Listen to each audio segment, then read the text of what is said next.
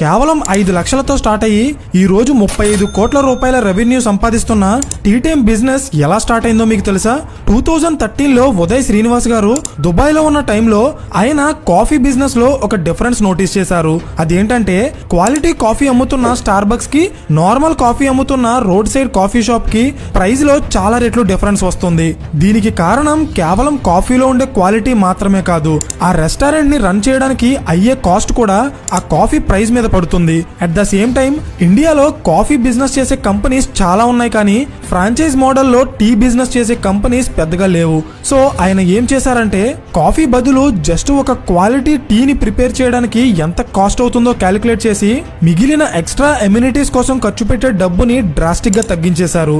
అంటే tea time franchise లో మీరు ఇచ్చే డబ్బులు కేవలం టీకి మాత్రమే, బికాజ్ వాళ్ళు మీకు ఎలాంటి ఎక్స్ట్రా ఎమ్యూనిటీస్ ప్రొవైడ్ చేయరు అండ్ దానికోసం ఎక్స్ట్రా డబ్బులు కూడా చార్జ్